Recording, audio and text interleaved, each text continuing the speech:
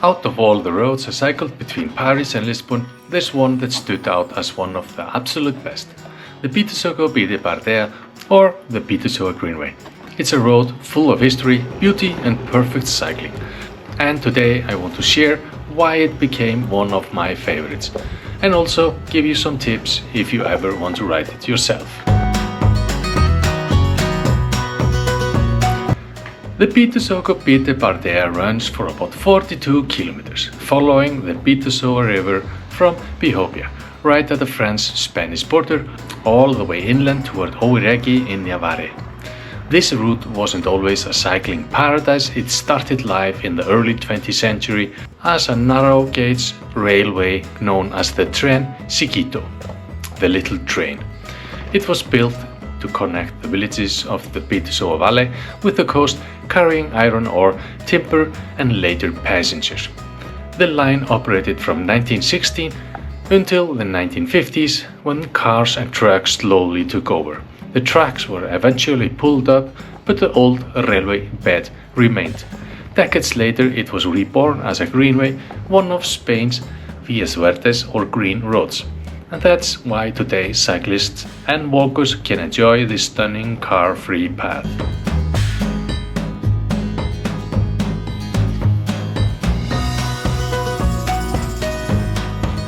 Riding the Greenway is like cycling through a postcard. You follow the river almost the whole way, weaving past green farmland, forested hillside and tiny Basque villages with red-roofed houses. The old railway bridges and stone arches are still there, and you will pass through tunnels that keep you cool in hot days. Every few kilometers there's a reminder that this was once a busy railway line and now reclaimed by nature.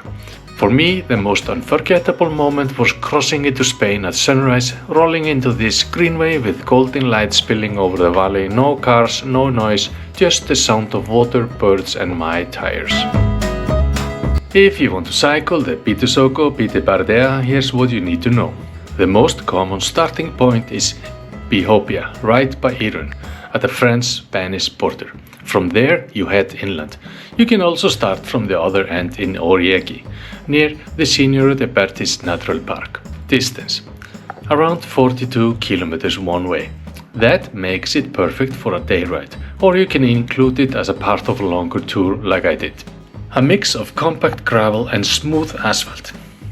It's very well maintained. You will see families walking, kids riding bikes and plenty of touring cyclists. I rode it on my gravel bike with 45mm tires, which was ideal. A gravel bike, touring bike or even a hybrid is perfect. A road bike with thin tires would work too, but you will feel the rougher gravel in some sections.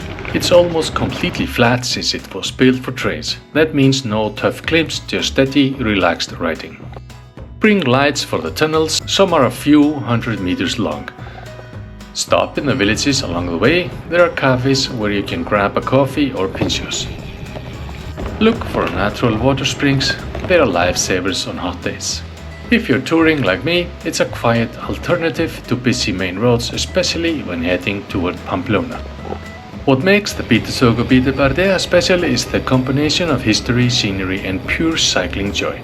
It feels timeless, like you're riding through the past but also through nature at its best. For me, it was one of those moments where bikepacking is at its most rewarding. No rush, no traffic, just the freedom of the road and feeling that you're exactly where you're supposed to be. That's why the Bidasoko Bide Berdea is my first entry in this new series about my favorite roads, foods and experiences from cycling across France, Spain and Portugal. Next week I'll share another highlight from the journey. Until then, thanks for watching and don't forget to subscribe for more adventures.